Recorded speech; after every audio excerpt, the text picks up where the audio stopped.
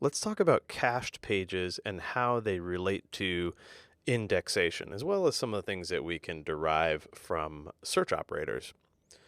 So, when a page or site is crawled by a search engine, the page attributes are recorded and indexed. So, here we have an example of a page. And when the search engine crawls this page, it's going to record things like the page title, and it's going to look at the images, maybe follow through different internal and external links and H tags, etc. But it's also going to look at a ton of other attributes associated with that page, including things like how fast did it load, some sense of whether or not it has any security certification, are there social buttons, how easy is it to read, text size, etc.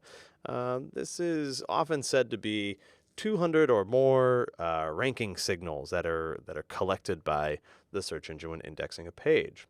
So all of that is stored in a storage center, and we would call that the index for the search engine. Well, what can we know about the indexed pages that the search engine has about our site or our customer site? Well, we can get a sense of what pages are in the index for a site by using this search operator. We're going to look at a couple search operators here.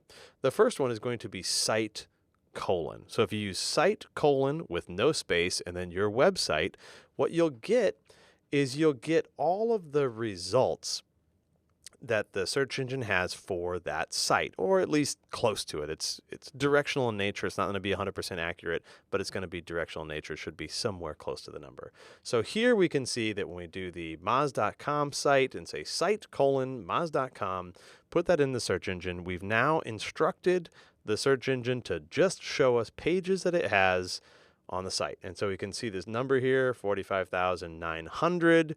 That would represent how many pages meet this criteria that are in the index. This is not the same as saying how many pages are actually on the Moz.com site. This is just the number of pages that the search engine has in its index. This might be a number that is smaller than the total number of pages, or it might be a number that is bigger than the total number of pages. And both of those would be things that we want to try to understand why that's the case. These pages that it has in the index are referred to as cached pages. So let's look at an example of what a cached page is. We can see any given page for its cached version. So imagine that you have a blog or a page on a website. In this case, it's a Wikipedia page.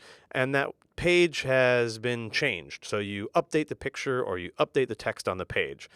Just because you update the page on your site doesn't mean that the search engine has updated that same page in its index. If it hasn't crawled the site recently, it will not display the information associated with that new updated page.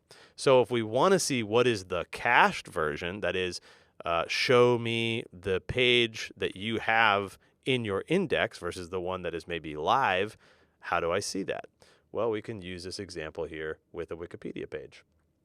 So let's go ahead and take this URL for this Wikipedia page, and then we're going to add the search operator cache colon, and then the URL.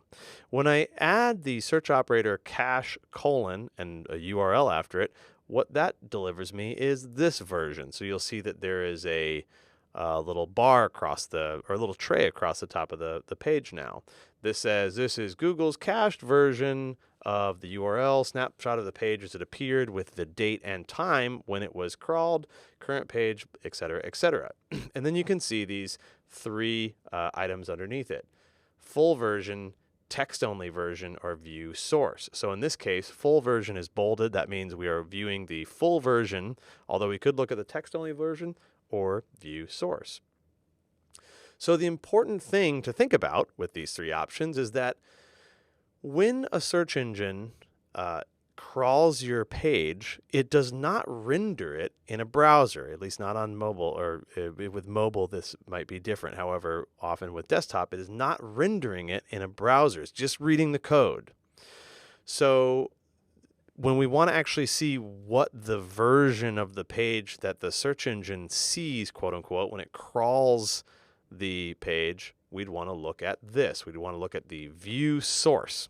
Okay. And what this is going to show us is it's going to show us this. This is the code of the page. And it's just showing us how the search engine would view that.